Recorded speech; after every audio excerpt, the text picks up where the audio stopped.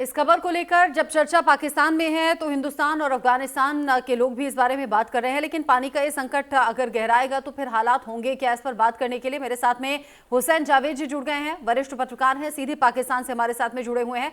साथ ही साथ colonel retired Sanjeev Sirohi sir मेरे साथ में जुड़े हुए हैं, डिफेंस एक्सपर्ट के तौर पर।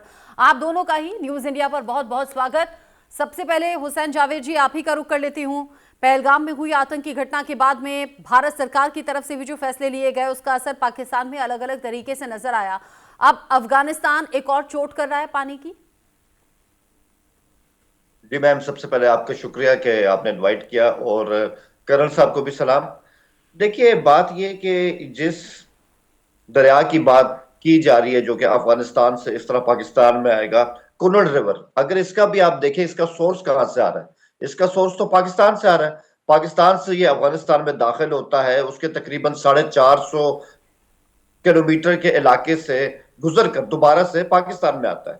अब अगर अफगानिस्तान ऐसी हरकत करने पर आ गया कि इसका पानी इस तरह से रोक देंगे, और जो आपकी रिपोर्ट में कहा गया कि केपीके में एक तरह का पानी का संकट आ जाएगा और पता नहीं क्या हो जाएगा, तो वो तो तब होगा जब उनके पास भी पानी आता रहेगा। आपका क्या ख्याल है कि अफगानिस्तान इस तरह की हरकत, अगर अगर वो इस तरह की हरकत कर सकता है, उसमें ये काबिलियत है जो कि नहीं है, तो क्या उसके ऊपर से सोर्स बंद नहीं हो सकता? वो भी हो सकता है। तो जो पानी मिल रहा है उस पर उनको शुक्र अदा करना चाहिए। फिर एक और बात, मुल्ला अखवन जो कि इस टाइम आपको पता है कि डिफेक्टो लीडर है अफगानिस्तान के, और इनकी सिटिंग कंधार में होती है, उनका बयान आया। मतलब मैं उनके बयान को सुन के हंस रहा था कि उन्होंने अपने अपनी हुकूमत को कहा जैसे भी हो इस मंसूबे को बिल्कुल कंप्लीट करें, बाहर से इमदाद नहीं मिलती, जो हमारी अपने लोकल इंजीनियर्स है उनको लाए। इनके लोकल इंजीनियर्स कौन है? ये तालिबान जिनके हाथ में अमरीकी असला, ये अमरीकी असले से डैम बनाएंगे? इनके पास कोई टेक्निकल सपोर्ट है? कोई इस तरह की स्पेशलिटी है? कुछ भी नहीं है, एक इंफ्रास्ट्रक्चर ही नहीं है, तो इन्होंने क्या करना है? तो मैं नहीं समझता, ये सिर्फ गीदड़ भपकी है जो इस साल की शुरू से आ रही है। कोई इसमें नई बात नहीं है, और हम इसमें बिल्कुल भी उनको सीरियस नहीं ले रहे। अच्छा, कर्नल सिरोही का मैं रुक करूं उससे पहले आपसे पूछ लेती हूँ। आपने हालांकि ये कह दिया कि इस तरह से कुछ होने नहीं वाला, अफगानिस्तान में इतना दम नहीं, तालिबान ऐसा कर ले या खैबर पख्तूनख्वा पर इसका कोई असर नहीं होगा। ऐसा आपने तब भी कहा था जब सिंधु जल समझौता रद्द करने की बात सामने आई थी। मुझे बताइएगा, पाकिस्तान में जो वो अभी हो रहा है, मैं कह रही हूँ अफगानिस्तान भूल जाएं, अभी भारत भूल जाएं, पाकिस्तान में अभी जो कुछ हो रहा है, जो हालात हैं, वो पाकिस्तान के अकॉर्डिंग ठीक है क्या? पाकिस्तान में क्या हो रहा है मैं? बलूचिस्तान में जो हो रहा है, खैबर पख्तूनख्वा में जो हो रहा है, सिंध में जो हो रहा है, इमरान खान को हाँ जी, लेकर जो हो रहा है, गरीबी में जो हो रहा है, देखिए, बेरोजगारी में जो हो रहा है, भुखमरी में जो हो रहा है। भुखमरी और बेरोजगारी का तो उतना मसला नहीं है, क्योंकि हमारे यहाँ जो है वो ग्लोबल इन्वेस्टमेंट आ रही है। हमारे पास कुछ ऐसे मंसूबे हैं जो बहुत ज्यादा हमारे लिए प्रोडक्टिव साबित हो सकते हैं। उसमें अमेरिका, उसमें चाइना हमारे साथ इंटरेस्टेड भी है। तो मैं समझता हूँ हमारी इकोनॉमी को इस तरह से पेश करना, इसमें तो कोई दम रह नहीं गया। इकोनॉमी कमजोर थी। आज से 3 साल पहले इकोनॉमी की सूरत ऐसी थी कि पाकिस्तान डिफॉल्ट हो सकता था, लेकिन अब डिफॉल्ट होने का कोई खतरा नहीं रह गया। आराम को यहाँ पे आ रहा है। हमारा जो सैंधक मंसूबा है उसके अंदर बहुत बड़ी फॉरेन इन्वेस्टमेंट आई है।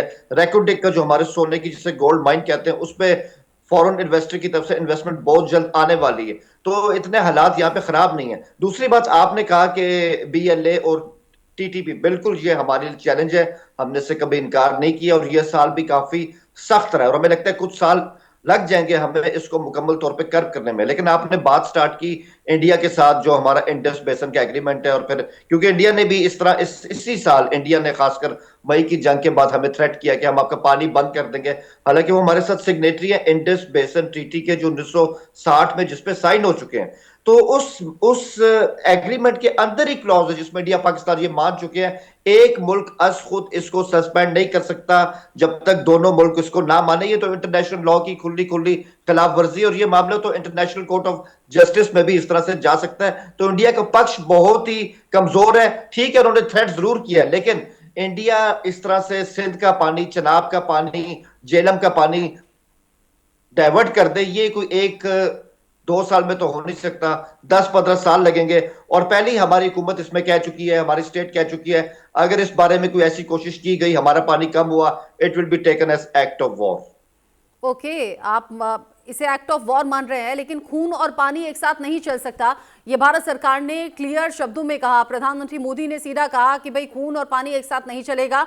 आप अगर आतंक के रास्ते पर चलेंगे तो कुछ कड़े फैसले हमें लेने होंगे।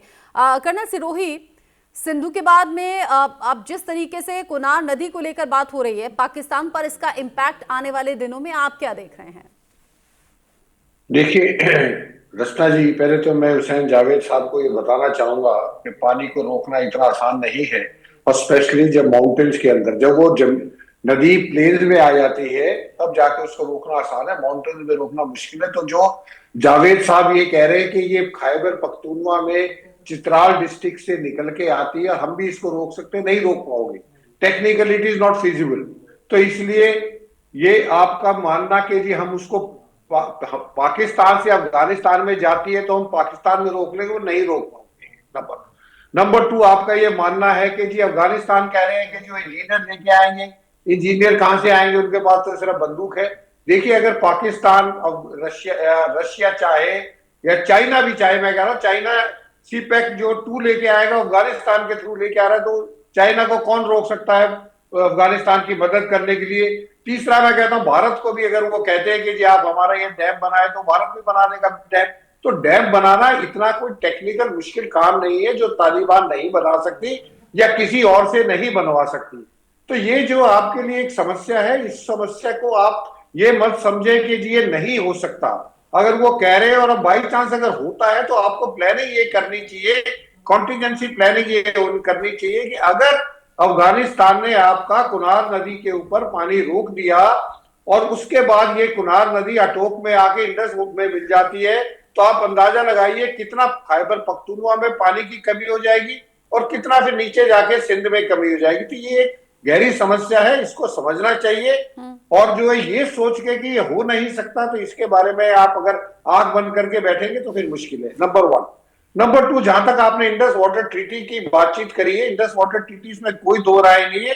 भारत और पाकिस्तान ने 1960 में इसको साइन किया था, लेकिन ये टोटली वन साइडेड ट्रीटी थी।